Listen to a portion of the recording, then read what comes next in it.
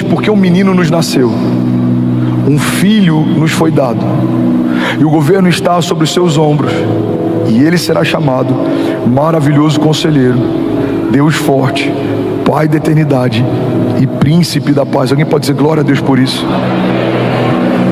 Primeira coisa que eu quero chamar a tua atenção é que a Bíblia diz que um menino nos nasceu e um filho nos foi dado. Olha para mim, irmão. Deus é um Deus de processos.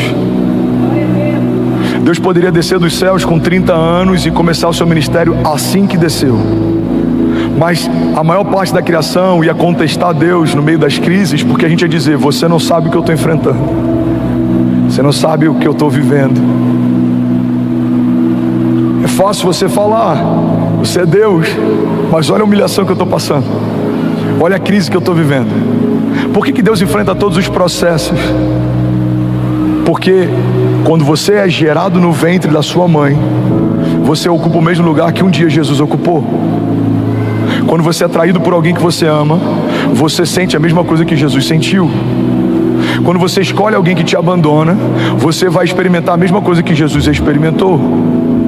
Quando você precisa de provisão sobrenatural para suprir uma necessidade, você vai viver a mesma coisa que Jesus viveu.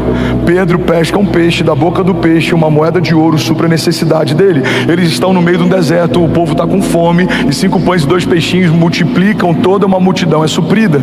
Ele vive livramento, ele está sofrendo perseguição, homens fazem estratégias para tentar cercá-lo, para tentar pará-lo. Então tudo que você vive, irmão, olha para mim, pega isso aqui, tudo que você vive, Jesus viveu. E tudo que você vai vencer, Jesus venceu.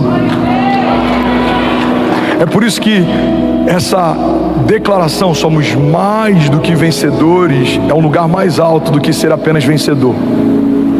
Você quer um exemplo? Você pode ser um campeão do UFC, você pode ser um campeão de boxe, você pode ser o que for. A cada luta que você defende o cinturão, existe uma possibilidade de você perdê-lo. Mas qual é, Edmilson, um lugar mais alto do que vencedor? É alguém que é mais do que vencedor, ou seja, as suas vitórias já foram estabelecidas no tempo passado. Então o que você vai conquistar no futuro já foi conquistado no passado. Cada porta que você vai acessar, cada milagre que você vai viver, cada promessa que vai se cumprir, não tem a ver com a sua performance atual, tem a ver com a performance final de Jesus. Não é porque eu abri as minhas mãos no culto de domingo, é porque Jesus se entregou de braços abertos há 2000 anos atrás. Alguém comigo aqui? A prosperidade não é porque eu fechei meus olhos durante o louvor, é porque os olhos dele se fecharam quando ele deu o último suspiro e declarou: está consumado. Então tudo que estamos vivendo como igreja, ministério, tudo que eu estou vivendo como homem de Deus e pastor, não é pela minha performance atual, é pela performance final de Jesus. Quando o único Filho de Deus se fez homem, todos os homens puderam ser feitos filhos de Deus. Quando aquilo que era imortal se revestiu de mortalidade, tudo que era mortal teve a possibilidade de ser revestido de imortalidade. Quando aquele que era bênção se tornou maldito, os malditos foram abençoados. Quando aquele que era suprido se tornou escasso, aqueles que caminhavam em escassez foram supridos de todas as coisas. Quando o Filho de Deus se tornou o pecado, os pecadores foram feitos justiça de Deus. Alguém comigo aqui? O menino nos nasceu e o filho nos foi dado, ou seja, Deus gerou no ventre de uma mulher comum o seu filho, de uma semente incorruptível. Por que Jesus não nasceu a partir do sêmen de José? A palavra semente no original vem de sêmen, porque essa semente de José seria corruptível.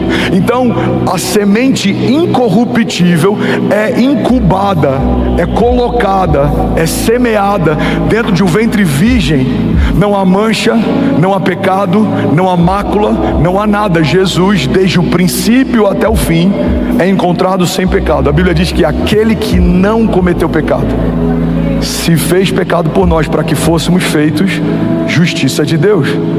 Então essa semente incorruptível, ela é colocada dentro de um ventre virgem. Irmão, o que Jesus está vivendo desde o princípio? Impossibilidade. Fala comigo. Impossibilidade é o melhor cenário para conhecermos a pessoa de Jesus. Alguém está recebendo algo de Deus aqui? Deus não pega qualquer ventre, Deus pega um ventre virgem, e Ele usa para anunciar o caminho. Também não usa qualquer ventre, Ele usa um ventre estéril. Ele submete um ventre estéril de Isabel a vida de João Batista, a voz que clama no deserto. E ele submete sobre um ventre virgem de Maria o seu próprio filho. O que Deus está deixando claro para a criação? Eu não dependo da qualidade do ambiente. Quando eu chego, algo acontece. O ambiente pode ser estéril, a vida de Deus chegou, algo vai acontecer. O ambiente pode ser virgem, nada aconteceu. Ele é inédito, não existe nada, algo vai acontecer. Irmão, guarda isso. O ventre virgem de Maria pode ser na nossa vida também um simbolismo, a tipificação de um tipo de ambiente em que Deus faz. Deus pega do nada e a partir do nada algo acontece. Talvez você vai dizer: pastor, a minha família não tem nada. Esse ambiente é estéril ou é virgem?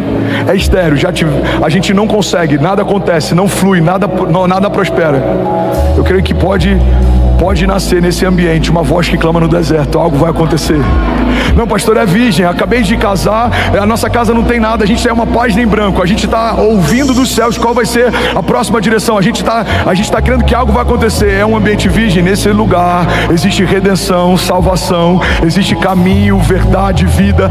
Deus não depende da qualidade do ambiente. Deus pode pegar a pessoa mais improvável, do jeito mais improvável, no momento mais improvável, e elevar a posição mais alta. Foi assim com Saulo. Saulo está no caminho de Damasco, é um perseguidor ferrenho da igreja, mas quando ele é encontrado por Deus no meio do caminho, Deus muda o destino, Deus muda o nome, Deus muda a forma como ele se move. Aquele que antes fechava igrejas, agora está plantando igrejas. Aquele que antes perseguia cristãos, agora tem as maiores revelações do Evangelho de Jesus e da graça de Deus na Nova Aliança e no Novo Testamento. Irmão, levante suas mãos, deixa eu profetizar sobre alguém.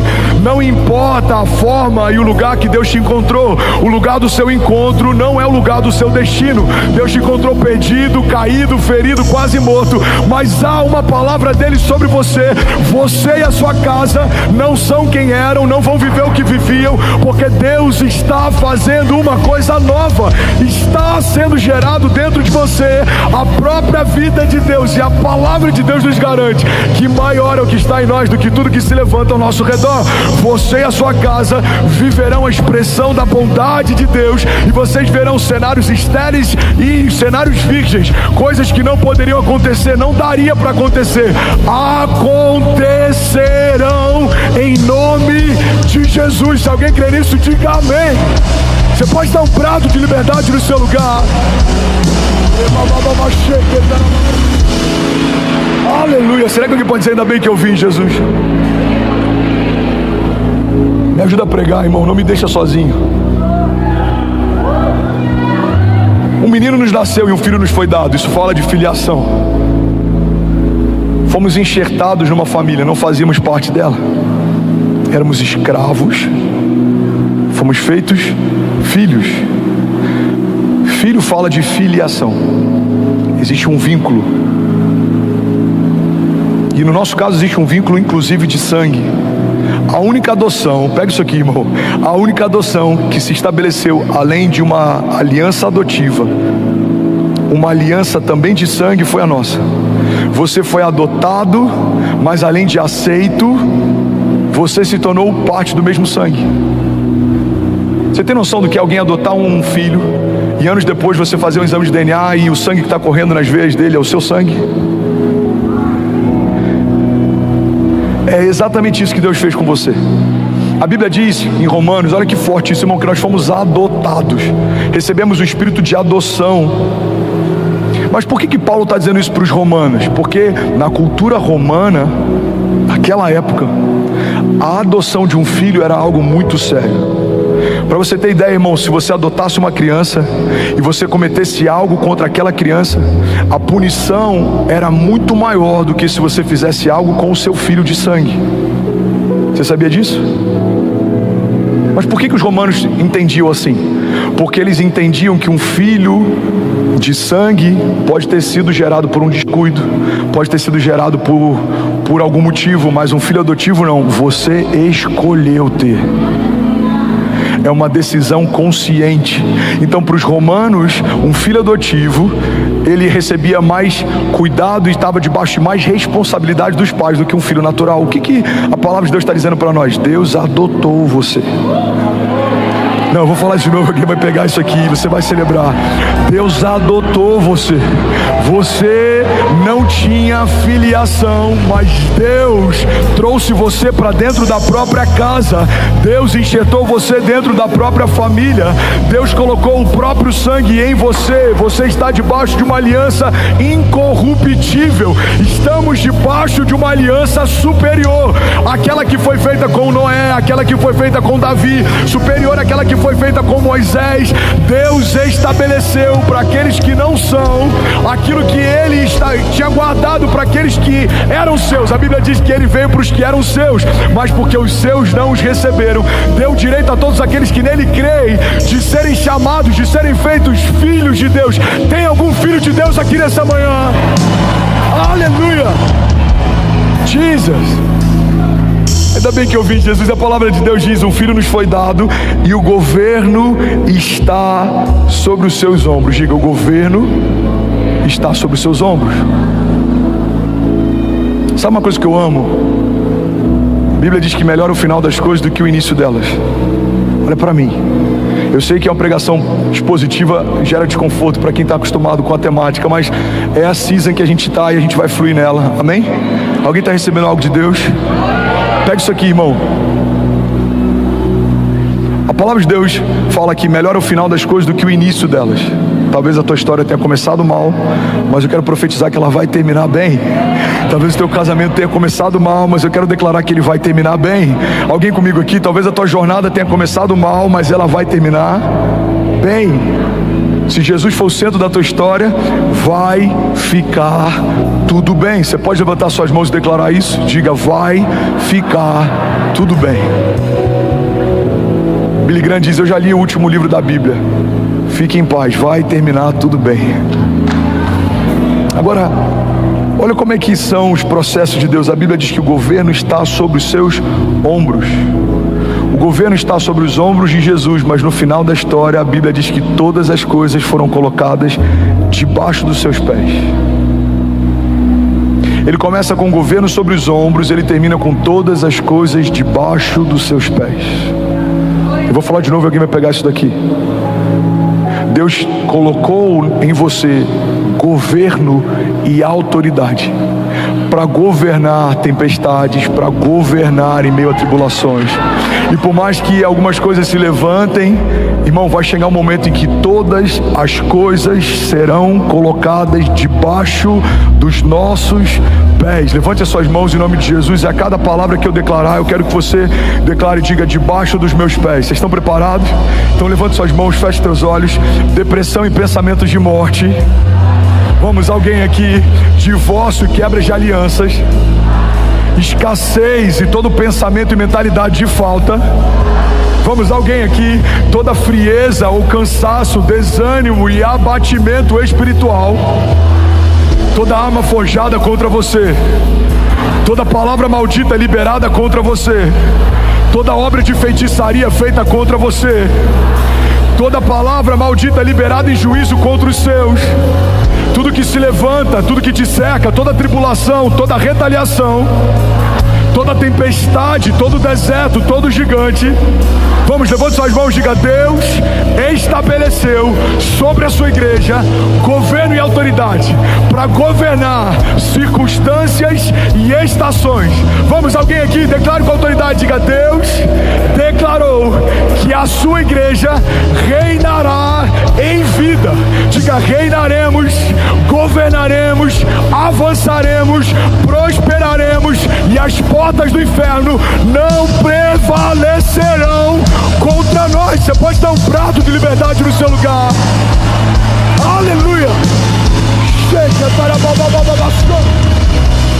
Aleluia. Aleluia. Alguém feliz com Jesus ainda? Eu não sei você, mas eu já estaria de pé em alguns momentos dessa palavra. Ainda bem que eu vi Jesus. A palavra de Deus diz: porque um menino nos nasceu, um filho nos foi dado, e o governo está sobre os seus ombros. E aqui vem a primeira chave: ele será chamado Maravilhoso Conselheiro. Fala comigo: ele será chamado Maravilhoso Conselheiro. Irmão, olha para mim e guarda isso em nome de Jesus. Tem muita gente chamando de silêncio de Deus o que Deus chama de falta de intimidade. Tem muita gente chamando de silêncio de Deus o que Deus chama de falta de intimidade. Ele é o maravilhoso conselheiro. Sabe, a palavra não pode cancelar aquilo que ela já estabeleceu. Deus não pode mentir a respeito de quem diz ser, porque isso feriria o seu próprio caráter. Então, se Ele diz que é o maravilhoso conselheiro, você precisa entender que existem conselhos de Deus disponíveis para você. Qual porta eu vou entrar? Esse projeto é de Deus ou não é? Essa sociedade é de Deus ou não é? É tempo de avançar ou de recuar? Eclesiastes diz que há um tempo estabelecido para todo propósito debaixo dos céus. Sabe, uma das respostas para a gente estar vivendo o que a gente está vivendo, e isso é uma linha muito fina, irmão, olha para mim e guarda isso aqui em nome de Jesus. O fato de termos acertado, e eu vou usar esse termo com muito zelo, até aqui, não significa que a gente não pode deixar de acertar a partir daqui, porque existe uma linha fina como um fio de seda que se chama dependência. Essa dependência faz com que a gente não dê um passo até que Ele fale, mas faz também com que a gente não espere um dia para dar um passo quando Ele falar. Então Deus disse façam, a gente fez. Deus disse confia, a gente está confiando. Deus disse alugue, a gente alugou. Deus disse se prepare, a gente preparou. E tudo que Ele nos pediu para fazer, Ele respondeu com uma medida maior do que aquilo que a gente já tinha vivido antes dEle pedir algo. Você está comigo? Diga amém. E se eu te disser que estamos nesse novo espaço, estamos sonhando, mas já estamos sonhando com mais um espaço para ampliar esse campus? Alguém consegue crer nisso? E se eu te disser que pelos olhos da fé eu já consigo ver uma universidade cristã no coração da nossa igreja? Alguém pode dizer glória a Deus por isso? E se eu te disser que já estamos sonhando e conversando e negociando uma escola confessional trilingüe que vai educar os nossos filhos em 3 idiomas e eles ouvirão a respeito da palavra da fé enquanto estudam? Alguém pode dizer glória a Deus por isso? E se eu te disser que muitas conferências que profetizamos há um ano atrás, que elas viriam aqui, já estamos conversando e as datas estão sendo fechadas e nós sediaremos conferências de avivamento internacional? Alguém pode dizer glória a Deus por isso? E se eu te disser que nações já estão conversando a respeito daquilo que Deus está fazendo e que aquilo que profetizamos nesse ano, tudo que era grande mais vai se tornar pequeno, já está acontecendo? Será que alguém pode dizer glória a Deus por isso? Será que você pode celebrar Jesus no seu lugar? Aleluia, aleluia, aleluia. Mas como é possível, pastor, entrar debaixo dessa convergência? O que é convergência, pastor? Convergência é você se tornar quem nasceu para ser e você está onde Deus te chamou para estar. Como é possível? Ouvindo o maravilhoso conselheiro. Ele diz comprem, comprem. Ele diz vendam, vendam. Ele diz façam, façam. Ele diz doem, doem. Ele diz parem, parem. Ele diz avancem, avancem. Sabe qual é o nosso problema? Às vezes a gente permanece em lugares que a gente deveria passar e a gente passa por lugares que a gente deveria permanecer. A palavra de Deus diz que Jesus está dormindo numa tempestade e os discípulos estão desesperados. Jesus dorme e os discípulos se desesperam. Você está comigo? Mas a Bíblia diz que nos momentos finais de Jesus, Malaco, olha isso aqui que forte. Jesus está angustiado. A Bíblia diz que ele sente uma angústia mortal, ele transpira sangue. E ele pede para os discípulos que os discípulos orem. E quando ele retorna, os discípulos estão dormindo. Quando Jesus fala para descansar, eles se desesperam. Quando Jesus fala para eles clamarem, eles dormem. Irmão, o que vai definir a medida e a velocidade da sua jornada de fé é o quão alinhado você está com os batimentos do coração de Jesus. A palavra concordância no original vem de concordes. A etimologia da palavra concordância é concordes, ou seja, corações alinhados. A palavra discordância vem de discordes, corações desalinhados, desconectados. Quando a palavra nos aconselha a caminhar em concordância, é porque a única forma de você viver a plenitude da vontade de Deus é o seu coração batendo na frequência do coração de Deus. Eu sei o que Ele me pede, eu sei o que Ele espera, eu sei o que Ele preparou, eu sei o que Ele está fazendo. Você já viu alguém que vive 10 anos em um? Você já viu pessoas que estão debaixo de uma estação de aceleração? Significa que alguém ouviu dos céus algo e está se movendo debaixo do que ouviu. Agora, isso não é uma garantia que você vai viver assim para sempre. A gente conhece homens de Deus e ministérios que por um período foram acelerados e por um momento eles estagnaram. Por quê? Porque às vezes a gente aprende um modus operandi para uma estação e a gente quer caminhar debaixo desse modus operandi a vida inteira, mas não é assim que os céus trabalham. Se você não estiver debaixo da coluna, vai ter algum momento que os céus se moveram, as nuvens se foram e você ficou para trás, porque você prefere fazer o que Deus te ensinou no passado, mas Deus não está preso a um tempo. Existem linguagens de Deus, existem formas de Deus, existem movimentos de Deus, que eles são cíclicos. Existe uma janela, e essa janela se abre, mas essa janela também se fecha. E para você viver debaixo dessa aceleração constante, para você viver de glória em glória, de mover em mover, de romper em romper, você precisa acessar os conselhos do maravilhoso conselheiro. Você vai discernir tempos e estações. A Bíblia diz que o sábio discerne a todos e por ninguém ele é discernido. A Bíblia diz que o sábio discerne o tempo e o modo de todas as coisas. Ele entende como fazer e quando fazer. Eu quero abençoar e profetizar sobre alguém aqui. Levante suas mãos. Eu declaro em nome de Jesus sobre você um espírito de sabedoria. Você não vai viver debaixo de opinião de homens. Você não vai depender de indicativos naturais. Alguém pode te dizer: olha, a previsão do tempo é chuva, mas eu creio que em alguns momentos nós clamaremos e veremos os céus se abrindo, porque Deus recebeu o nosso clamor. O indicativo financeiro vai dizer: não invista, não é momento para isso, mas alguém aqui vai receber de Deus uma palavra: coloca todo o teu recurso nesse projeto, e você vai colocar e ele vai prosperar, porque você não se moveu por um indicativo de homens, mas você se moveu por uma palavra de Deus. Em alguns momentos os indicativos dirão: o tempo é de crise, você vai viver em paz. Os indicativos dirão: o tempo é de escassez, você vai transbordar e prosperar como nunca antes, porque aqueles que caminham debaixo da mão de Deus e do conselho que sai da boca dele são como aqueles que não confiam em carros ou em cavalos, mas confiam no poderoso eu sou. Deus disse que vai acontecer, nós cremos, já aconteceu. Você pode dar um prato de liberdade no seu lugar.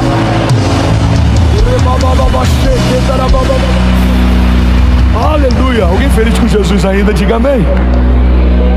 Jesus. Segunda característica de Jesus. Fala comigo, Ele é o Deus forte. Irmão, isso aqui é muito poderoso, olha para mim. Ele é o Deus forte. Tem uma frase do Max Lucado que eu amo, já citei pelo menos umas 200 vezes. Eu acho que eu já citei tanto que em algum momento ele vai passar para mim a autoria dessa frase. Talvez nem ele se lembre de ter falado isso. Quem sabe em algum momento Deus conecte a gente e no almoço eu fale sobre, e ele fala: muito boa essa frase. Vou falar para ele: pode usar no seu livro.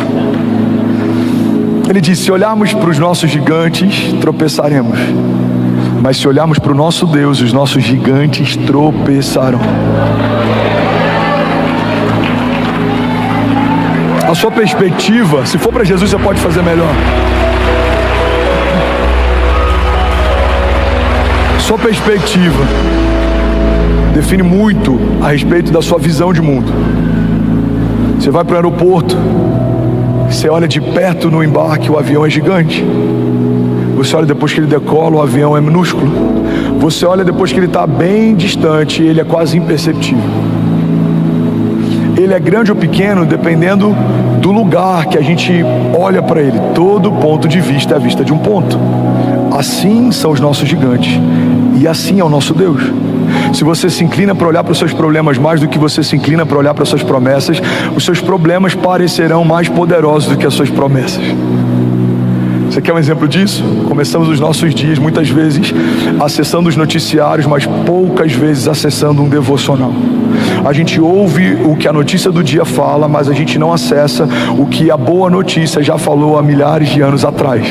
Então o jornalista diz: existe um caos hoje na nação, mas a palavra de Deus está dizendo: toda a terra está cheia da glória de Deus.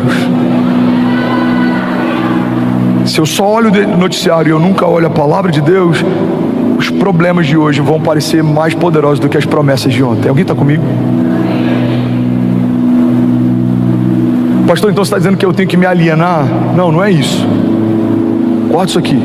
mas você tem que definir bem o lugar de influência que cada coisa tem. Bill Johnson diz que a fé não é negligência do problema, mas é não dar ao problema um lugar de influência dentro da nossa história. O problema continua sendo problema, mas ele não define o que eu vou viver. A doença continua sendo doença, mas ela não é a palavra final sobre a minha vida.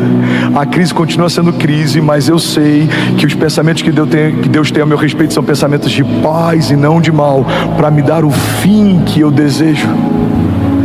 Então, irmão, o povo de Deus não deve ser alienado, mas vivermos só olhando para os problemas e não para as promessas já é uma forma de alienação. Já ouviu falar de alienação parental? É quando um dos pais gera uma influência sobre o filho a ponto de deturpar coisas. A gente acreditou e a gente comprou isso. Guarda isso aqui em nome de Jesus. O mundo criou uma mentira de que sermos crentes, sermos povo de Deus, isso é uma alienação. Mas se existe uma alienação de verdade, é você estar dentro da casa de Deus e não pensar como um homem de Deus, e não se mover como um filho de Deus, e não acessar a herança de Deus, e não viver as promessas de Deus, porque você, eu vou botar entre aspas, mudou de lado, mas continua olhando para fora. Você faz parte de um reino eterno, mas continua se movendo por um reino passageiro. Você faz parte de um povo eleito, mas você continua olhando para fora a partir de uma perspectiva natural. Irmão, olha para mim, alguém está recebendo algo de Deus aqui?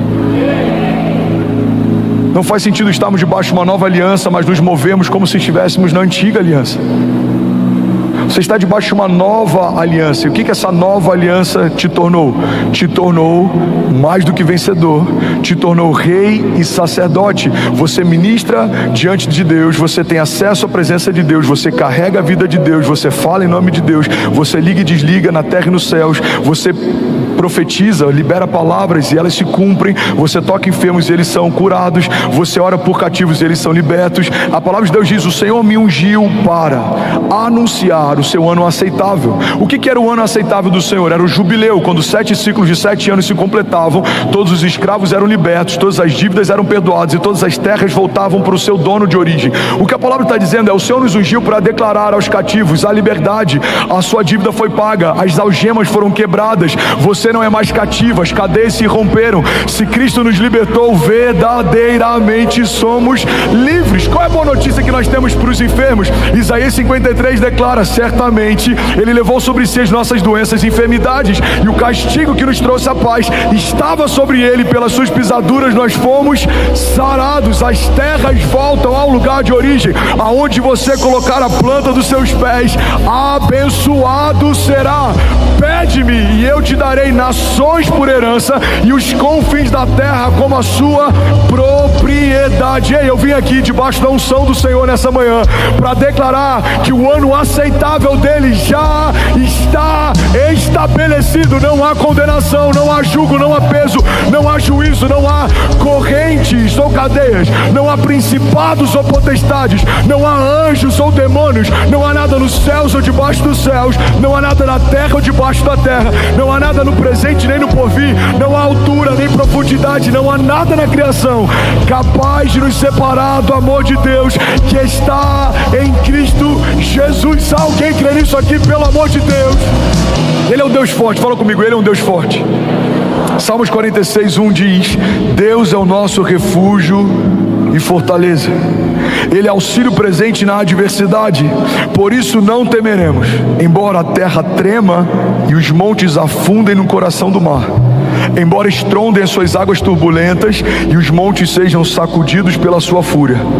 Há um rio cujos canais alegram a cidade de Deus, o santo lugar onde habita o Altíssimo.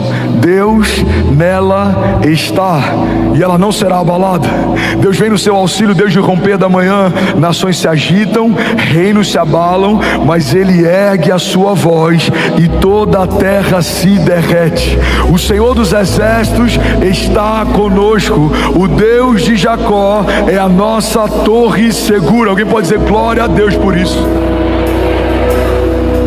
Pastor, o que a palavra diz a respeito de Jesus? Me fala um pouco mais, talvez seja novo para alguém, ou talvez alguém aqui tenha esquecido. Eu não lembro quem é o autor, mas tem um autor francês que ele dizia que nada do que a gente fale no púlpito é algo novo, A nossa função é só relembrar aquilo que a gente jamais poderia esquecer. Talvez para alguém aqui o que eu vou falar você já sabia, mas se esqueceu. Talvez era um conhecimento que você tinha e se esvaiu. Talvez era uma convicção que você carregava e ela se perdeu. Eu não sei se é novo para você ou se Deus está relembrando você, mas eu quero liberar sobre você o que a palavra de Deus diz sobre Jesus. Você está comigo? Diga amém. Mateus 28:18 diz que Ele tem todo o poder no céu e na terra. A palavra de Deus diz que por meio dele tudo que existe veio à existência. João 1:3 diz: todas as coisas foram feitas por intermédio dele, e sem ele nada do que existe teria sido feito. A palavra de Deus também diz que é por ele que são mantidas todas as coisas. Hebreus 1:3: o Filho é o resplendor da glória de Deus e a expressão exata do seu ser, sustentando todas as coisas por meio da sua palavra poderosa. Depois de ter realizado a purificação dos pecados, ele se assentou à direita da majestade de Deus nas alturas. Alguém pode dizer glória a Deus por isso? A Bíblia diz que ele tem as chaves do inferno e da morte. Apocalipse 1:18 diz: eu sou aquele que vive, estive morto, mas agora estou vivo para todo sempre, e eu tenho as chaves da morte e do Hades. Eu vou lembrar para alguém aqui, você vai celebrar no seu lugar: ao terceiro dia ele ressuscitou. Aleluia, aleluia. A Bíblia diz em Colossenses 2:15 que ele despojou as autoridades e poderes malignos, fazendo de todos eles um espetáculo público, triunfando sobre eles na cruz do Calvário. A palavra de Deus também diz que a morte não pôde retê-lo. Deus o ressuscitou dos mortos, Atos 2:24, mas Deus ressuscitou dos mortos, rompendo os laços da morte, porque era impossível que a morte o retivesse. Recebe isso em nome de Jesus. Todo laço de morte, tudo que te paralisava, tudo que te amedrontava, sejam pensamentos de morte, sejam palavras de morte, ou seja a morte sobre aquilo que Deus te entregou. Talvez sonhos que parecem mortos aos seus olhos, talvez projetos que parecem mortos aos seus olhos, talvez promessas que foram esquecidas. Eu vim aqui nessa manhã, debaixo do nome poderoso de Jesus, declarar que voltem a viver.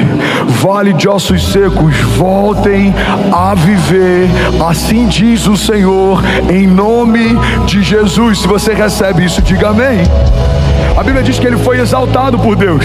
Filipenses 2:9 diz: por isso Deus o exaltou à mais alta posição e lhe deu o nome que está acima de todo nome, para que ao nome de Jesus se dobre todo o joelho nos céus e na terra e debaixo da terra, e toda língua confesse que Jesus Cristo é o Senhor, para a glória de Deus Pai. Alguém pode dizer glória a Deus por isso? A Bíblia diz que ele reinará e que todos os inimigos serão colocados debaixo dos seus pés. 1 Coríntios 15:24 diz: então virá o fim, e quando ele entregar o reino a Deus, o Pai, depois de ter destruído todo o domínio, toda a autoridade, todo o poder, pois é necessário que ele reine até que os seus inimigos sejam postos debaixo dos seus pés, e o último inimigo a ser destruído é a morte. Alguém pode dizer glória a Deus por isso? Terceira característica de Jesus, fala comigo: ele é o Pai da eternidade. Não, fala como quem crê nisso, diga: ele é o Pai da eternidade. Bom, olha para mim, guarda isso aqui. Tem alguém aqui que enfrenta a ansiedade? Eu vou te dar uma chave que vai mudar a tua história. Como Jesus consegue dormir em meio a uma tempestade? Qual é o segredo? Qual é o princípio? Qual é a chave? A gente aprende algo inclusive nesse dia com Jesus que é poderoso demais. Irmão, guarda isso aqui. Jesus estabelece um princípio: só pode dominar tempestades quem consegue dormir em meio a elas. Você só vai dominar os inimigos que não roubam o teu sono, porque a partir do momento que eles te amedrontam, você saiu desse lugar de autoridade. Por que Davi derruba um gigante? Porque a despeito do que todos os soldados pensavam sobre aquele homem, Davi foi o único que olhou para ele e viu a ausência de aliança. Davi olha para ele e fala: quem é esse incircunciso? Ou seja, quem é esse homem que não caminha debaixo de uma aliança de Deus, provocando aqueles que foram chamados por Deus? Se você olha para os seus inimigos de uma forma mais elevada do que eles são, você sempre vai achar que não vai conseguir vencê-los. Mas se você olha para os seus inimigos do tamanho que de fato eles são, você não vai ter dúvida: Jesus já venceu cada um deles por mim. Jesus, ele acalma a tempestade, mas antes ele dorme no meio dela. Você só vai dominar a tempestade que você consegue dormir em meio a elas. Alguém pega isso aqui em nome de Jesus. Mas tem um princípio nisso. Ele é o Pai da eternidade. Ele é onisciente. E Ele conhecia toda a palavra. Ele é o Verbo. Ele é a palavra. Você está comigo? Então o Pai já havia dito que Ele seria morto numa cruz. Dani, o Pai já tinha dito: você vai ser enviado e você vai ser feito maldito no madeiro, Bia. Então quando existe uma tempestade, eu imagino Jesus olhando para as ondas e Ele fala: meu Pai já disse que não é afogado que eu vou morrer. Então hoje não é o meu dia. Quando você conhece o seu futuro, você não fica angustiado durante os processos do seu tempo presente. Por quê? Porque você já ouviu de Deus a última palavra a seu respeito. Irmão, pega isso aqui. Jesus trabalhou com algo que não é uma coincidência. Jesus trabalhou todos os dias com os mesmos elementos que o crucificariam. Jesus era carpinteiro, Jesus era construtor, ele trabalhava com prego, Ronaldo, ele trabalhava com martelo, ele trabalhava com madeira. Pega isso aqui, irmão. Quantos aqui creem que de fato Jesus sabia que a cruz o aguardava? Quantos aqui entendem que a cruz não foi um problema, a cruz era a promessa? Quantos aqui então entendem que todos os dias Jesus trabalhou com os elementos que daqui a algum tempo iriam crucificá-lo? Forte, né? É como você saber que você vai ser serrado no final da sua história e você trabalhar numa indústria de serras. Todos os dias você está lidando com algo que em algum momento vai te ferir. Prego, martelo e madeira. Mas não existe um relato de Jesus ansioso ou angustiado, senão no seu momento final. Por quê? Porque quando a gente caminha debaixo do Pai da eternidade, a gente não fica ansioso ou preocupado com momentos futuros, porque a gente sabe a quem o futuro pertence. Eu vou falar isso de novo. A Bíblia diz: alguns confiam em carros, outros confiam em cavalos, mas nós confiamos no Deus da nossa salvação. Quando você confia no Pai da eternidade, você sabe: meu amanhã vai ser melhor que hoje. O meu choro pode durar uma noite, mas certamente a alegria vem pela manhã. Por quê? Porque o Deus da minha história de ontem é o Deus da minha história hoje, e Ele está desenhando o meu futuro também. A palavra de Deus diz, eu não lembro qual o Salmo 139 diz: os teus olhos viram meu embrião, todos os dias determinados para mim foram escritos no seu livro antes de qualquer um deles existir. Alguém pode dizer glória a Deus por isso? Eu preciso finalizar aqui. Eu vou falar de novo para alguém pegar essa deixa. Eu preciso finalizar aqui. Que você derrame para Jesus o teu melhor nessa noite. Ele é digno, amém? Eu acho que nem todo mundo aqui veio de um berço cristão, então é possível que você tenha passado algumas noitadas em lugares que talvez não sejam os melhores. É possível que você tenha virado algumas noites fazendo coisas que talvez você não se orgulhe delas. Então nada para Ele pode ser medido, equilibrado, comedido. Não, a gente entrega tudo para Ele, amém? Eu lembro quando eu me converti, isso para mim foi muito claro desde o início. Eu era intenso no meu pecado, eu preciso ser ainda mais intenso no meu chamado. Ele não merece metade, Ele não merece uma boa parte, Ele merece tudo. Alguém pode declarar isso? Diga: Ele merece tudo de mim. E a gente vai dar tudo nosso para Ele, amém? Quero falar nessa noite sobre travessia. A gente já falou sobre tantos tipos de travessia. Travessias pelo deserto, travessias em meio a tempestades, travessias em meio ao fogo. E eu quero falar hoje sobre a travessia em busca da promessa. Porque todo lugar que foi preparado por Deus para nós. E quando eu falo lugar, entenda o cumprimento de um chamado, não é geografia. Esse lugar, ele vai ser alcançado quando antes vencermos processos, travessia, gigantes, levantes, inimigos. Porque o caminho, por mais que seja cercado pelo favor de Deus, não é um caminho necessariamente facilitado por Ele. Favor de Deus não significa facilidade. O que é o favor de Deus? Pão que desce do céu é favor. Mas depender de um pão que desce do céu enquanto se atravessa o deserto com toda a sua família debaixo do sol, isso não é fácil. O mar se abrir para você não ser completamente dizimado pelos exércitos dos inimigos, isso é favor de Deus. Mas não é fácil. Faz sentido? Ver leões jejuando na tua presença é favor de Deus, mas não é fácil. Não sei se você já ouviu o rugido de um leão. Um é assustador, vários então. Imagina você a sós com eles. Então todos os heróis da fé, galeria dos heróis da fé, Hebreus 11, fala sobre tantos homens que viveram tantos feitos, e todos eles foram marcados pelo favor de Deus, mas a vida de nenhum deles foi fácil. Ressuscitar ao terceiro dia, depois de sepultado, isso é favor de Deus. Mas ser crucificado, envergonhado diante da sua mãe, humilhado, isso não é fácil. Então o Evangelho não promete facilidade, mas existe uma garantia na travessia do Evangelho. O favor de Deus vai ser uma companhia constante na tua jornada de fé. Olha para mim, não se distrai. Alguém toma posse disso aqui. Vai ser fácil, pastor? Nem sempre. Ninguém disse que seria fácil. Mas o favor de Deus é um acompanhante, é um bom companheiro. Ele é presente. Uma das promessas que Ele nos fez é: eu estarei com vocês todos os dias. E é sobre isso que eu quero falar hoje. Números 13:30 diz assim: então Caleb fez calar o povo perante Moisés e disse: certamente subiremos e a possuiremos em herança, porque seguramente prevaleceremos contra ela. Versículo 31: porém os homens que com ele subiram disseram: não poderemos subir contra aquele povo, porque aquele povo é mais forte do que nós. Alguém pode dizer glória a Deus por essa palavra? Quero te levar para um lugar. O povo está há anos caminhando em busca de uma promessa. Eles têm a promessa, conhecem o Deus da promessa, viveram livramentos, vivem em favor de Deus, mas agora estão diante da terra prometida e eles têm medo, porque, guarda isso aqui, irmão, você pode viver a vida inteira em busca de uma promessa, mas quando chega a hora de conquistá-la é assustador. Falo isso com propriedade.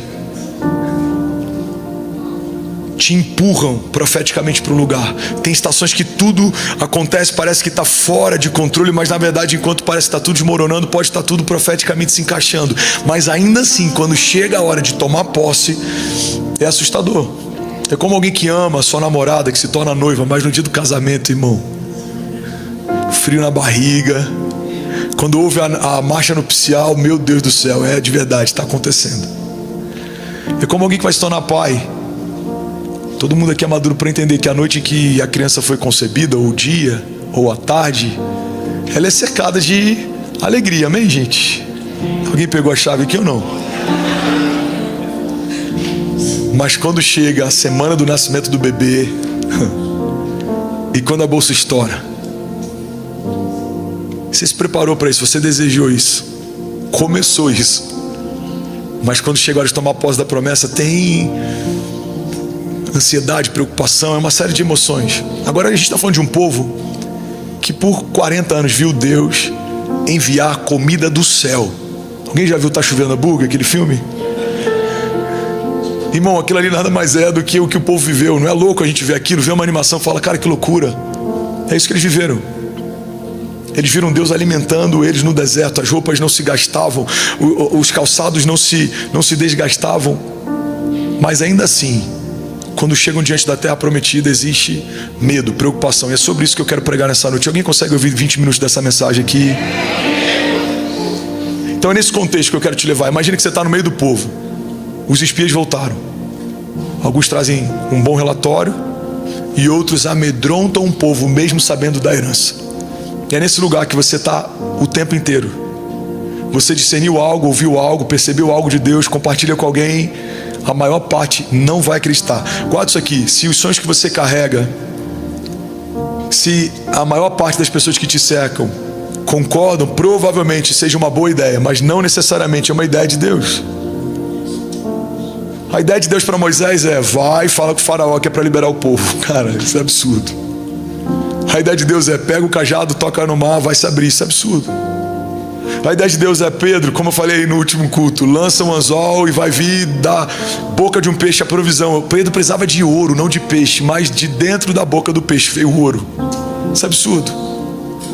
E várias outras vezes que várias outras coisas aconteceram de forma inusitada. Agora, quando todo mundo concorda com algo, você pode, não vou generalizar, mas você pode estar diante de um problema. Pode ser uma boa ideia sua, que não necessariamente o céu aprova. Um grande exemplo disso é Babel. Vários homens reunidos em torno de uma ideia, todos tinham unidade, estavam alinhados e tinham um bom projeto, mas Deus não se agradou do que viu. Agora, Atos 2 fala a respeito de um povo que é muito menor do que o povo que viu Jesus. A Bíblia diz que quando Jesus diga: olha, não saiam, permaneçam até que venha sobre vós, e dias depois, quando Atos 2 acontece, dezenas daquelas pessoas que ouviram Jesus falar desistiram de esperar e foram embora. Irmão, a travessia em busca da promessa é o que separa meninos de homens, mas é o que também testa a nossa convicção, porque quem sabe o que espera, espera, mas quem duvida do que se espera, em algum momento desiste de esperar. Será que de fato é Deus? Será que é de Deus? Será que vai acontecer? E quando esses serás começam a ter acesso à nossa mente, a travessia fica pesada e a gente começa a aceitar como uma boa ideia desistir. Então é nesse lugar que a gente está. Alguns espias trazem uma série de serás, mas alguns homens se lembram da promessa. E fica tão nítido quem confia na promessa e quem começa a duvidar dela. Por quê? Porque as suas escolhas definem aonde está firmada a tua fé. Se a sua escolha é avançaremos, conquistaremos, significa que a sua fé está firmada na promessa. Se a sua escolha é retrocederemos, desistiremos, significa que a tua fé talvez estava firmada só em uma expectativa, mas não numa promessa. Faz sentido? Estou há 15 anos esperando gerar filhos, pastor. Você ainda crê? Ainda creio. Então você está firmado numa promessa. Estou um ano lutando contra essa doença. Você ainda crê? A travessia testa, irmão, a nossa motivação e também a nossa fé. Tem coisas que talvez a gente não conquiste, mesmo que a gente morra esperando por elas, mas é melhor morrer esperando do que desistir e não esperar. Tem pessoas que aguardaram por uma cura que talvez não se manifestou. A gente não entende o porquê. Mas se em algum momento eu tiver que lutar para sobreviver e o Senhor não quiser me poupar, que eu morra crendo, mas não desista de crer enquanto espero. Faz sentido? Porque quando chegar diante dele, a gente não vai ter isso sendo imputado como juízo. Não, você creu até o fim. Você aguardou até o fim. Vocês estão comigo? Então vamos junto, não desanima. Números 13, primeira parte desse texto. Então Caleb fez calar o povo perante Moisés. Primeira coisa, irmão, quando você está atravessando algo em busca de uma promessa, você vai ter que calar algumas vozes. Se você não calar essas vozes, em algum momento essas vozes começam a se tornar conselho. E a pior coisa que pode acontecer para alguém é ouvir conselhos de alguém que não te empurra para o teu destino profético. Se Jesus tivesse ouvido o conselho de Pedro, a redenção não teria se manifestado. Pedro aconselha Jesus e é um bom conselho, é um conselho pautado em zelo, é um conselho de alguém que amava Jesus. Ele fala: Jesus, de forma alguma a gente vai permitir que você seja entregue. E aí Jesus, a partir de um bom conselho, reage dizendo: para trás de mim, Satanás. Nem todo bom conselho me empurra para o meu destino profético. Faz sentido? Então a gente precisa entender, irmão, que tem momentos que a gente vai ter que calar algumas vozes. Vozes de condenação, vozes de acusação, vozes de calúnia, mas também vozes que têm como principal propósito nos poupar de uma travessia que custa muito ou custa tudo. Talvez se a minha mãe, como mãe, tivesse visto toda a história, ela me aconselharia no início do meu chamado, talvez a não me envolver com o meu chamado. Talvez se eu soubesse todo o destino que o Benício tem pela frente, ou a Cecília ou a Chloe, como o pai que ama, tentaria poupá-los de toda a travessia. Por quê? Porque eu não só vi o fim, eu vi o meio. É por isso que muitas vezes Deus te revela parte do fim, mas não te revela nenhuma parte do meio. Porque se soubéssemos toda a travessia, abortaríamos muitas promessas. A Bíblia diz que quando Deus fala com Abraão, o convite dele é: sai do lugar que você está e vai para o lugar que eu te mostrarei. O lugar novo não é revelado, mas o lugar que não é mais para estar, é claro, não é mais aí, não é o teu lugar, não é a tua geografia, sai da tua parentela. Então Abraão não sabe o que vem no meio do caminho, mas Abraão foi chamado para ser pai de multidões. No meio do caminho tem deserto, no meio do caminho tem gigantes, tem inimigos, no meio do caminho tem provação, no meio do caminho tem um filho, fruto de uma precipitação, mas no meio do caminho também tem um filho gerado de uma promessa. No meio do caminho tem Isaac, tem aquela montanha que assistiu um pai levar um filho para sacrificá-lo como se fosse o próprio cordeiro. Uma montanha testemunhou a fidelidade de um homem que clamou por anos para ter algo e que, quando Deus pediu, não hesitou em entregar. Então o meio do caminho de Abraão tem muitas coisas. O final do caminho é pai da fé, mas o meio do caminho é assustador se a gente soubesse antes de começar a caminhar. Então, irmão, guarda isso aqui. Muitas vezes você vai ter a revelação de duas partes: como começa e, se você for fiel até o fim, como termina. Mas você não tem ideia do que você vai ter que enfrentar no meio do caminho. Pedro encontra Jesus, as redes vazias, ele está frustrado, ele fala para lançar as redes, ele lança, as redes quase se rasgam, os barcos quase afundam. Aquele é o primeiro momento, é o ato 1 de uma história extraordinária de um apostolado. Qual que é o final da história? Uma igreja primitiva, o apóstolo de Cristo de algo novo, alguém que está como um fundamento de uma nova aliança, alguém que vai ver enfermos sendo curados à distância da sua sombra. Mas o que vem no meio do caminho? Ele é aquele que vai negar Jesus 3 vezes. Ele é aquele que vai sumir no meio do cenário da crucificação, porque tem medo de viver o que Jesus estava vivendo. Então entenda, somos em vários momentos da nossa história como Pedro que ainda pesca e as redes estão vazias. Somos em vários momentos da nossa história como Pedro que caminha e a nossa sombra cura. Mas também somos em vários momentos da nossa história o Pedro que nega, o Pedro que foge, o Pedro que tem medo. Faz sentido? Então a primeira parte que me chama a atenção nesse texto é: então Caleb fez calar o povo perante Moisés. Fala comigo: eu preciso calar as vozes que não são a voz de Deus. Diga: toda voz que não é a voz de Deus não tem espaço na minha jornada. E aí vem a segunda parte, ele diz assim: certamente subiremos e possuiremos em herança. Irmão, aqui tem um homem que tem certeza do que vai viver, porque tem confiança em quem prometeu. Tem duas chaves aqui. Ele diz: possuiremos em herança. Ele diz certamente, ou seja, é certo, não tem dúvida, não tem margem, não tem erro, não tem como. Se Deus prometeu, Ele é fiel para cumprir o que prometeu. A Bíblia diz que Ele é poderoso para fazer infinitamente mais do que tudo que pedimos ou pensamos. Então, primeira coisa, eu tenho certeza no caráter de Deus, logo eu tenho certeza na promessa que é fruto do caráter dele. Vocês estão comigo aqui, gente? Alguém comigo aqui? Eu sei que a sua alma está refrigerada por conta do momento de louvor que a gente teve, mas eu preciso que você não se distraia. Não olhe para quem está do lado, para a produção, para a câmera. Tem uma palavra aqui que pode liberar o teu destino profético, pode mudar a tua história hoje, amém?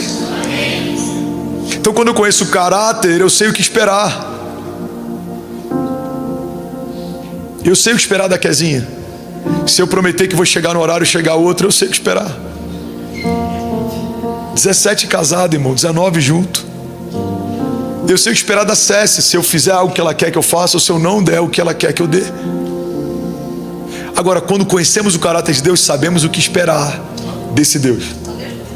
E se é Ele quem prometeu, sabemos o que esperar dessa promessa. Vai acontecer. Amém? Então ele está dizendo, Caleb está dizendo: olha, certamente possuiremos. Por quê? Porque somos fortes? Não, estamos enfraquecidos, cansados.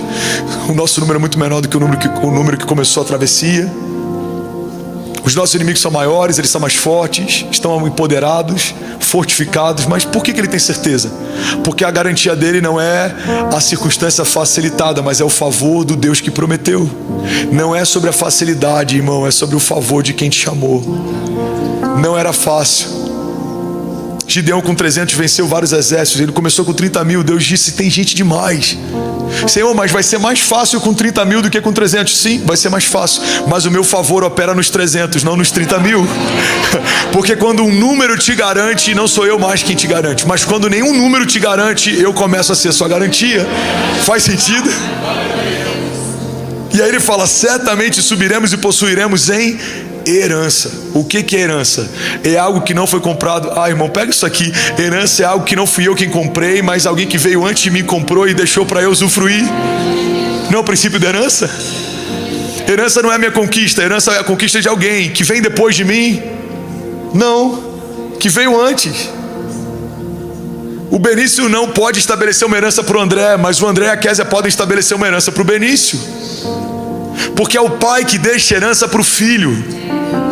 Então quando o Caleb está dizendo possuiremos em herança, ele está dizendo: essa terra não fomos nós quem conquistamos, o nosso pai que conquistou, já é nossa por herança, porque o nosso pai nos garante, ele nos deu. Logo não vamos abrir mão de algo que o nosso pai conquistou, porque não vou permitir a ideia de deixar o que o meu pai conquistou a um alto preço ser usufruído por outra pessoa que não tem aliança com meu pai. Ninguém vai tomar aquilo que é do meu pai, logo é meu por herança. É o princípio pelo qual Davi confronta o gigante. Quem é esse filisteu? Em outras palavras, quem é esse homem que não carrega uma aliança, logo não carrega uma herança, para afrontar o povo que carrega uma herança de Deus? Irmão, o que te garante é a sua herança. Não tem nada que te garanta no meio de um campo de batalha a não ser a tua herança. Faz sentido? Então Caleb está dizendo: cara, tem tantos princípios. Eu ficaria horas meditando nesse texto. Daria para a gente fazer uma série expositiva só a partir desse texto.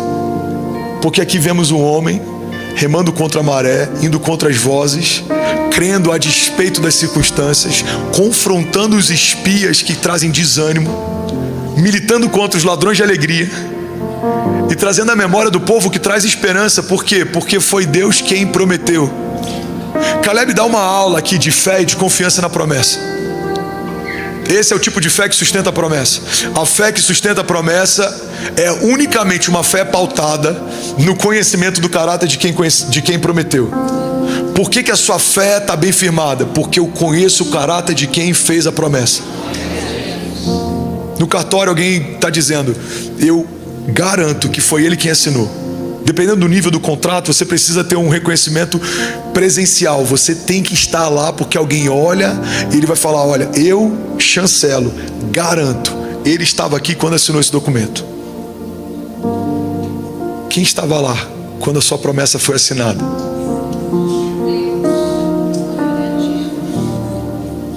Quem estava lá? O pai estabeleceu uma promessa. O filho é quem garante a promessa, porque a palavra de Deus diz que todas as promessas temos nele o sim, e por meio dele nós dizemos amém, assim seja. Então o Pai estabeleceu a tua promessa, o Filho sustenta a tua promessa, e a partir do Espírito Santo você vai viver a tua promessa. Jesus, vamos para Jesus, vamos voltar à nova aliança, Novo Testamento. Ele fala: eu preciso ir para o Pai, porque se eu não for, o Espírito não virá sobre vós. Então a primeira parte da história, vemos um Deus soberano operando em todo o tempo a Trindade. Mas na primeira parte da história vemos um Deus operando o tempo inteiro. Na segunda parte dela vemos o Filho se revelando, sendo encarnado, depois ressurreto. A terceira parte da história, que agora está com a gente, é a partir do poder do Espírito derramado sobre a carne. Agora é o Espírito que opera em nós. Por isso que Paulo diz: o mistério que esteve oculto por épocas e gerações, agora eu posso dar a vocês o conhecimento. E esse mistério é Cristo em vós, a esperança da glória. Nascemos em Cristo e fomos revestidos do Espírito. Então o Pai, o Filho e o Espírito Santo estão atestando: fomos nós quem fizemos a promessa. Nós sustentamos ela, nós vamos cumpri-la. Se você crer e não duvidar, se você permanecer e não retroceder, se você olhar para frente e não para o lado. Alguém está tomando posse disso aqui? Diga amém. Certamente subiremos e possuiremos a herança, porque agora vem mais uma palavra de alguém firmado numa confiança absoluta, porque seguramente prevaleceremos contra eles. Caleb, os gigantes são muitos. Seguramente, se ele tivesse nascido numa época um pouco mais próxima da nossa, eu tenho certeza que ele falaria: irmão, esquece. Mas Caleb, esquece. Já aconteceu. Foi Deus quem prometeu. Ele não é homem para mentir, nem filho do homem para se arrepender. Deus não vai gerar em nós uma expectativa que não tem o intuito de cumprir. Faz sentido? Ele fala: certamente, seguramente prevaleceremos contra eles. Versículo 31. Porque os homens que com ele subiram disseram: não poderemos subir contra aquele povo, porque ele é mais forte do que nós. Irmão, eles se sentiam mais fracos do que os povos que estavam lá. E de fato eram. E esse é um desafio. Pega isso aqui, porque isso aqui pode mudar a vida de alguém. Todas as vezes que eu olho para a promessa que foi feita e tento procurar em mim algo que justifique a minha esperança no cumprimento da promessa, eu vou fracassar, porque não tem nada em você que justifique o que Deus vai fazer. Então ele olha para os povos, olham para eles e eles falam: cara, a gente é maluco, não dá. Olha o que a palavra de Deus diz. Você está comigo? Números 13, 33. Éramos aos nossos olhos como gafanhotos, e assim nós também éramos aos olhos deles.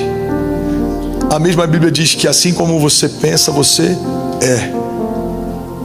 Então, irmão, quando eu paro para olhar o meu reflexo, o futuro se torna assustador.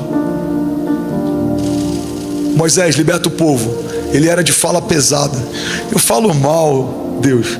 Você quer que eu convença? Não, não é por convencimento. Você pode até gaguejar, você pode não falar, mas quando abrir a boca, sou eu quem falo por você. Davi vai contra aquele gigante. Não tem relatos de Davi fraquejando, mas vamos imaginar que em algum momento isso tivesse acontecido. Senhor, será que é algo da minha cabeça ou é para eu ir contra? Porque olha o meu tamanho, olha o dele. Não é sobre o teu tamanho ou sobre o dele, é sobre o Deus que você serve, sobre o temor com que você vai. Qual que é a chave da força de Davi? O temor do Senhor. Salmos diz que feliz é o homem que teme ao Senhor, será feliz e próspero em tudo o que fizer. O temor do Senhor é a chave de Caleb. O temor do Senhor é a chave de Davi. O temor do Senhor é a chave de José. O temor do Senhor é a chave de Jesus. Pai, se possível for, afasta de mim esse cálice, todavia seja feita a tua vontade, não a minha. O que Jesus está dizendo? O temor do Senhor me consome. O meu desejo é abortar isso aqui, mas seja feita a tua vontade, não a minha. O temor do Senhor é o que te sustenta. Alguém aqui, o temor do Senhor é o que te garante. Então sempre que você olhar para você procurando uma justificativa, você vai se frustrar. Mas o temor do Senhor, Salmos 27:1, o Senhor é a minha luz e a minha salvação, de quem terei temor? O Senhor é o meu forte refúgio, de quem terei medo? Salmos 34:4, alguém toma posse dessa palavra. Busquei o Senhor e Ele me respondeu, livrou-me de todos os meus medos, porque os que olham para Ele estão radiantes de alegria, e os seus rostos jamais mostrarão decepção. Tem alguém radiante de alegria diante dos gigantes aqui nessa noite? Você pode fazer barulho. Aleluia. Agora deixa eu te levar para um lugar. Isso aqui é loucura, tá? Os homens estão diante da promessa e têm medo, e os inimigos do outro lado também. Irmão, isso aqui é uma chave. Pastor, eu tô com medo. Eu sei, eu também tenho. Mas os seus inimigos têm mais do que você. Por que Jezabel se levanta? Porque ela tem medo de uma voz profética posicionada. Meu Deus. Por que Saul se levanta? Ele era o rei, o trono está com ele. Porque ele sabe que não era mais aquele a quem Deus se alegrava, mas alguém com coração segundo o coração de Deus já estava a caminho do trono que ele ocupava. Por que os irmãos de José têm medo? Ele é um menino, ele é um moleque. Eles são homens, são maduros, são fortes. Porque eles sabiam, esse moleque em algum momento, se ninguém parar, vai governar sobre nós. A gente precisa garantir que isso não vai acontecer. Então os irmãos José têm medo de José, Saul tem medo de Davi. Faz sentido? Babilônia tem medo de Daniel. Os religiosos tinham medo de Jesus. O imperador tinha medo de Paulo. A Bíblia diz que quando eles chegavam nas cidades, o povo dizia: estão chegando aqueles que estão transtornando o mundo. Irmão, o evangelho se tornou transtorno. Por quê? Porque mudou a cultura vigente, colocou em xeque o governo local. Eles eram uma ameaça a um sistema estabelecido. Todas as vezes que algo se estabelece e ameaça um sistema, o sistema vai destruí-lo. Para que ele não destrua um sistema. Quantas vezes a gente viu, por exemplo, na política, uma voz se levanta. A gente viu agora, acho que 2 ou 3 pessoas nesse ano foram assassinadas, porque era uma voz de um cenário político, e foram assassinados de forma encomendada pela oposição. Por quê? Porque hoje ele é só candidato, mas se ele assume o governo, esse cara pode mudar a história. Faz sentido? Então entenda, os seus inimigos têm mais medo de você do que você tem medo deles. Por quê? Porque eles já viram o final da história, você só conhece uma parte dela. Irmão, pega isso aqui. É muito comum, talvez mais comum do que você imagina. Quem te vê, quem me vê, consegue ver o potencial que a gente carrega. A gente não consegue, porque a gente tem uma limitação quando olha para nós mesmos. Então eles olham e falam: meu irmão, se não parar isso daí, eu já vi no que vai dar. José talvez ache que a parte mais incrível dele é uma capa colorida que ganhou do pai. Os irmãos sabem que a parte mais incrível dele é que eles sonham que os irmãos não sonham. A Bíblia diz que quando ele compartilha o sonho, passam a odiá-lo ainda mais. Por que já havia animosidade? Porque ele tinha uma capa colorida. Mas isso não foi motivo para ninguém matá-lo, escravizá-lo ou vendê-lo. Mas quando eles perceberam que José sonhava e eles não, quando Saul percebe que Davi tem cheiro de unção de rei e ele não mais, Icabode, a glória de Deus se foi. E quando o Icabode se manifesta, o que vai ser percebido? O Cabode, o peso da glória, a presença. Quem carrega a presença é perseguido por quem não carrega ou não carrega mais. Cara, eu sinto o temor do Senhor aqui. Alguém está recebendo essa palavra? Pessoal da câmera, fica ligado. Se tiver alguém aí dormindo ou distraído, dá um zoom em mim aqui para ninguém de casa falar: meu Deus, estava... Mas eu preciso terminar o que eu comecei. Essa palavra aqui, ela é poderosa. Aleluia, bendito seja o Senhor. Aleluia. Eu sinto o temor do Senhor aqui. Aleluia. Os inimigos já entenderam o teu potencial. Agora pensa, um povo 40 anos caminhando no deserto, comendo só pão e aves. Irmão, como é que é aquele hambúrguer do McDonald's que é com frango? É o McChicken. Você sabe que o primeiro McFish, ele começa em Jesus, né? Ele multiplica pães e peixes e todo mundo comeu aquilo aquele dia. O primeiro McChicken acontece na travessia. Os caras só comem pão, aí enjoa, fala: Senhor, o povo está enjoado de pão. Aí as aves começam a voar abaixo para que eles possam comer. Os caras só comem McChicken, irmão, 40 anos. Cansado. Poderiam ter feito a travessia em muito menos tempo, mas por desobediência acabaram vendo décadas. Uma geração nasceu no deserto, uma geração morreu no deserto. Como os gigantes de um povo que tem uma terra que emana leite e mel, que as uvas são gigantes, que tem fartura, tem medo de um povo que está cansado, caminhando há 40 anos. Tá pegando? Faz sentido? Porque não é sobre você, é sobre o que você carrega. É isso que faz o inferno te temer. É sobre o que você carrega. Você não é ninguém, eu não sou ninguém, mas a promessa que a gente carrega foi feita por alguém, e esse alguém tem que ser respeitado. Você é comum, eu sou comum, mas o Deus que nos chamou para viver algo, Ele não é um Deus comum. Eu sou ordinário, você é ordinário, mas a promessa que foi feita sobre você é a promessa de um Deus extraordinário.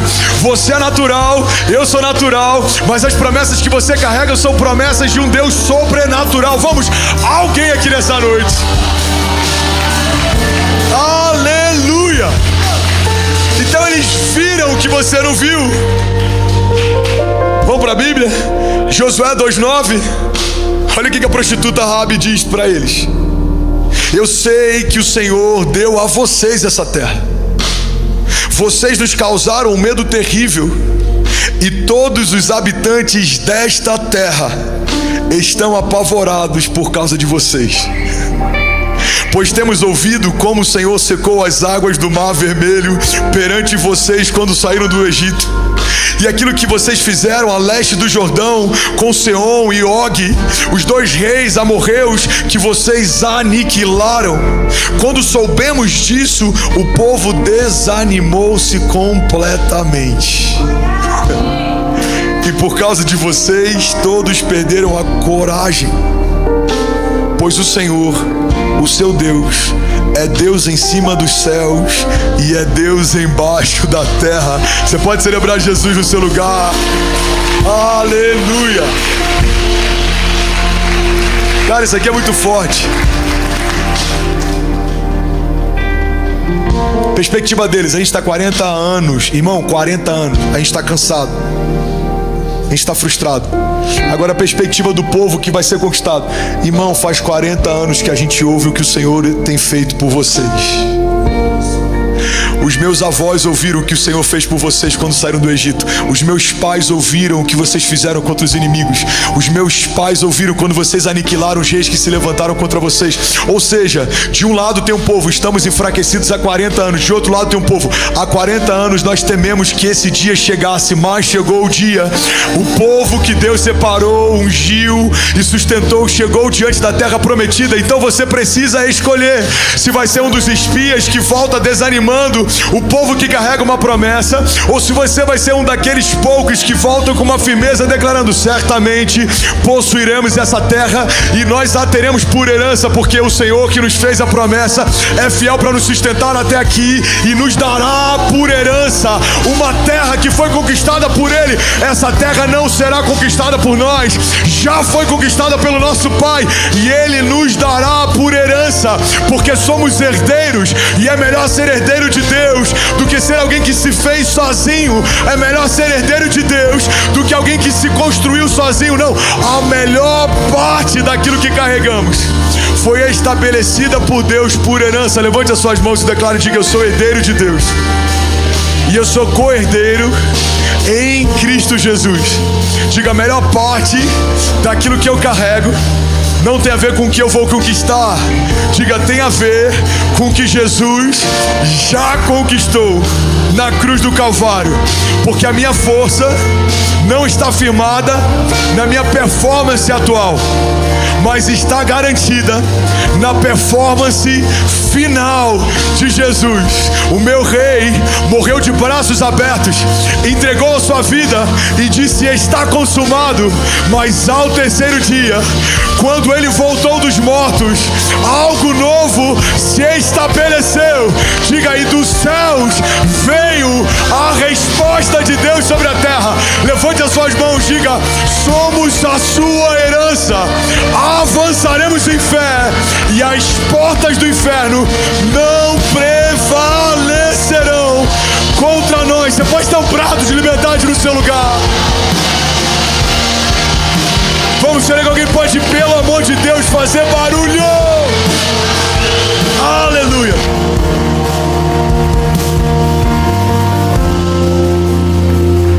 Aleluia. Alguém pode celebrar Jesus mais forte? Aleluia. 2 Coríntios 1:20, eu vou terminar. Alguém recebeu algo de Deus aqui nessa noite? 2 Coríntios diz assim: pois quantas forem as promessas feitas por Deus, tantas tem em Cristo o sim. Por isso, por meio dele, diremos amém.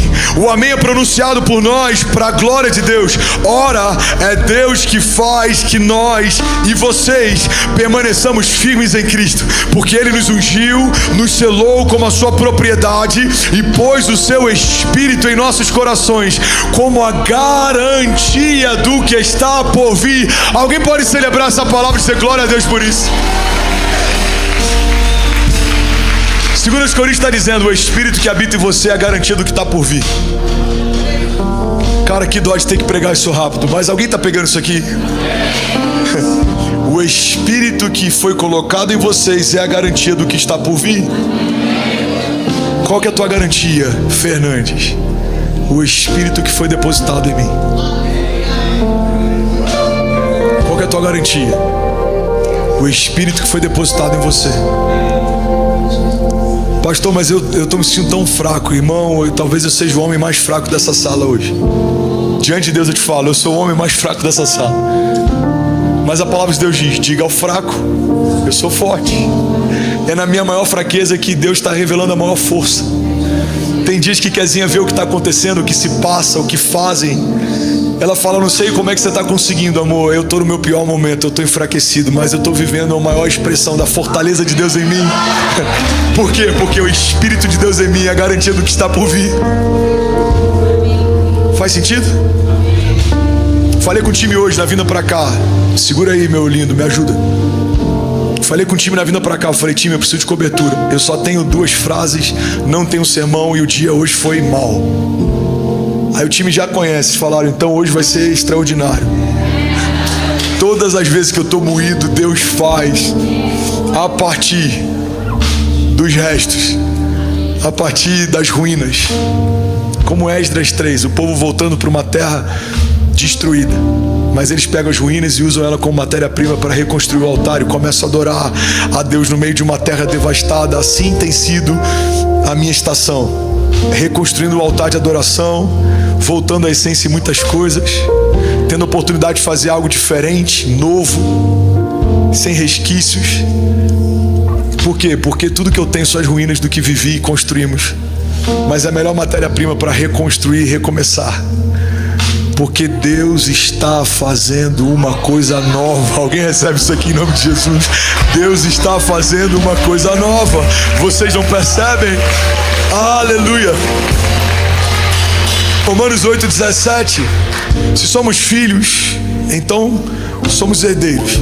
Herdeiros de Deus e co-herdeiros em Cristo. E se de fato participamos dos seus sofrimentos, também participemos da sua glória. Hebreus 10:23. Apeguemos-nos com firmeza àquele que prometeu, porque aquele que prometeu é fiel para cumprir. Me ajuda a pregar, fala com 5 pessoas aí: Deus é fiel. Ministra sobre alguém aí, fala: irmão, Deus é fiel. Nunca se esqueça disso, Deus é fiel, Deus é fiel, Deus é fiel.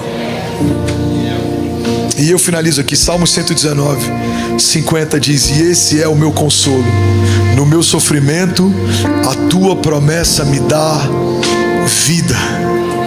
Feche teus olhos, eu quero orar com você. Aleluia, aleluia. Pai, no meio dos nossos piores dias, recebemos vida a partir das promessas, porque a tua herança que nos garante, e é o teu Espírito depositado em nós, Jesus, que nos mantém de pé, Ele quem sustenta. Quando a gente é fraco, nós vemos a tua força se revelar. Quando somos confundidos, é que a gente vê a tua sabedoria nos aconselhar. Quando somos cercados, é que vemos o teu cuidado e o seu livramento operar. Porque de todos os lados somos cercados, mas sabemos que mesmo que venham contra nós por um caminho, por 7 caminhos os nossos inimigos fugirão.